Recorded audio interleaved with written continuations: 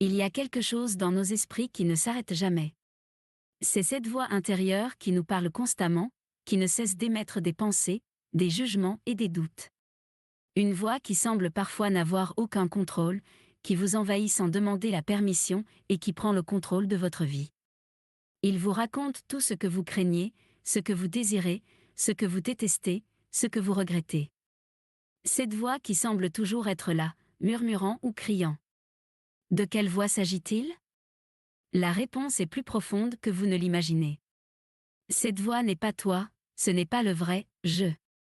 Cette voix est l'ego, une construction mentale qui vous éloigne de votre moi le plus authentique et vous maintient piégé dans un cycle sans fin de pensées et d'émotions. Le problème avec cette voix, c'est qu'elle est persistante. En période d'anxiété, de dépression ou même lorsque vous êtes confronté à des pensées suicidaires, cette voix devient plus forte.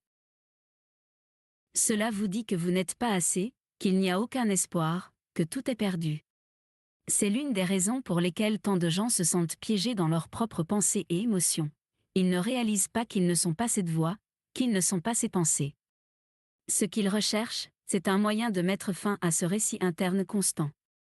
Ce qu'ils recherchent, c'est reprendre le contrôle de leur vie. Ce concept sur l'ego et la conscience vient d'un livre fondamental, A New Earth d'Eckhart Tolle. Tolle explique que l'esprit humain est tellement identifié aux pensées que ces pensées sont considérées comme notre véritable identité. Mais la vérité est que vous n'êtes pas vos pensées. C'est vous qui observez ces pensées. Vous êtes l'espace vide entre les pensées. Vous êtes le témoin de tout ce qui se passe dans votre esprit. Et c'est la base de la première leçon du livre, qui es-tu vraiment ? La question de savoir qui es-tu ? C'est quelque chose que nous nous faisons habituellement de manière superficielle. Nous nous identifions à nos métiers, à nos relations, à notre corps, à nos opinions. Je suis ceci, je suis cela. Mais ce faisant, nous nous éloignons de notre vraie nature. Tolle nous invite à réfléchir, si vous n'êtes pas vos pensées, alors qui êtes-vous ? La réponse est l'observateur. Vous êtes celui qui voit, celui qui écoute, celui qui expérimente.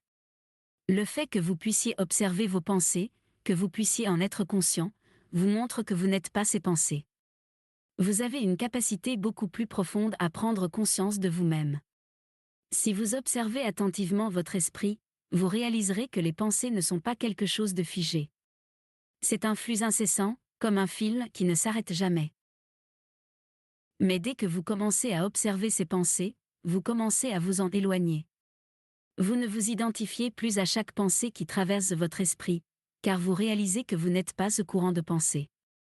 Vous êtes quelque chose de bien plus grand. Ce concept d'identification aux pensées est la base de l'ego. L'ego est ce faux sentiment d'identité que nous construisons à travers nos pensées, nos croyances, nos rôles et nos possessions. L'ego nous dit « Je suis mon corps, je suis mon œuvre, je suis ma réussite ». Mais ce n'est pas vrai. L'ego n'est qu'une construction mentale. Tolle le décrit comme un « faux soi », créant une image de soi qui n'a aucun fondement dans la réalité. L'ego se forme par l'identification aux choses. Dès notre plus jeune âge, nous commençons à nous identifier aux objets que nous possédons.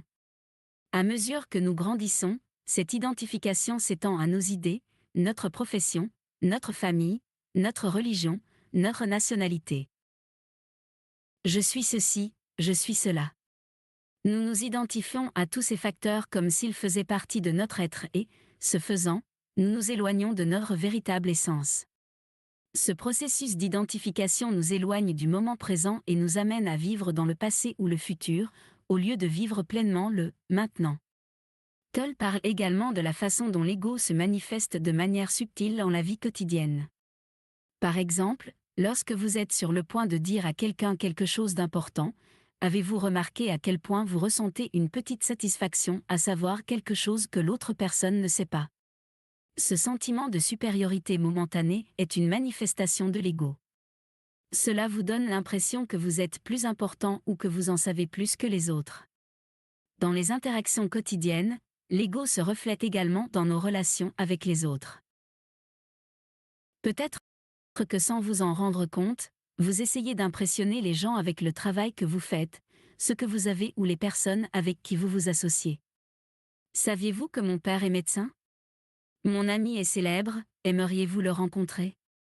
Ces phrases ne sont pas seulement une tentative de partager quelque chose sur votre vie, ce sont des stratégies de l'ego pour accroître sa propre image. L'ego a besoin d'être constamment validé et recherche l'admiration extérieure pour se sentir important. Un autre exemple courant de la façon dont l'ego se manifeste concerne les rôles que nous adoptons. Les parents, par exemple, ont une idée très précise de ce qu'ils souhaitent pour leurs enfants, même lorsqu'ils sont déjà adultes.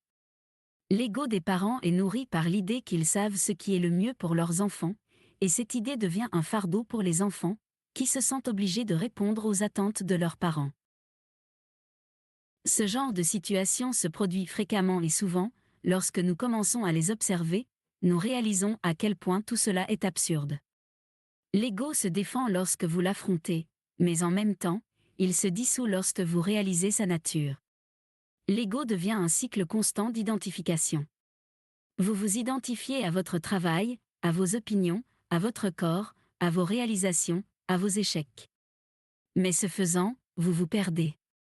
Toll dit que l'un des moyens les plus efficaces de briser cette identification est d'observer vos pensées sans les identifier comme les vôtres. La pratique de « regarder le penseur » est un outil puissant pour se détacher de l'ego. En observant vos pensées, vous commencez à vous en éloigner. Vous n'êtes plus la pensée, c'est vous qui le voyez. L'ego n'est pas mauvais. Ce n'est pas quelque chose que vous devriez rejeter. Autrement dit, l'ego est inconscient. L'essentiel est d'en prendre conscience. Lorsque vous prenez conscience de la manière dont l'ego se manifeste dans votre vie, vous commencez à vous libérer de son contrôle. L'ego est comme l'obscurité, vous ne pouvez pas la combattre, mais vous pouvez apporter la lumière dans votre vie. La lumière est la conscience, la présence, le « maintenant ». L'un des meilleurs exercices pour commencer à dissoudre l'ego est de se connecter au moment présent. La conscience du moment présent est la porte qui permet de se libérer de l'ego. Prêtez attention à votre respiration, sentir l'air entrer et sortir de votre corps est l'un des moyens les plus simples et les plus puissants de ramener votre esprit au présent. Vous pouvez également ressentir l'énergie vitale dans votre corps, en faisant attention à vos mains, à vos pieds, au rythme de votre respiration. Ce n'est pas seulement une technique de relaxation, c'est une manière de se déconnecter du bruit constant de l'ego. Bien entendu, cela ne se fait pas du jour au lendemain. La prise de conscience est une pratique constante. Et c'est dans cette pratique que l'on peut trouver la paix et l'équilibre. Lorsque vous réalisez que vous n'êtes pas vos pensées, que vous n'êtes pas l'ego, vous pouvez commencer à vivre une vie plus authentique et plus libre. Si vous souhaitez approfondir ces sujets, je vous invite à en savoir plus sur le travail d'Eckhart Tolle et d'autres auteurs qui explorent la conscience, l'ego et la spiritualité. Comprendre ces concepts peut changer radicalement votre point de vue sur vous-même et sur le monde qui vous entoure. La liberté commence par la prise de conscience.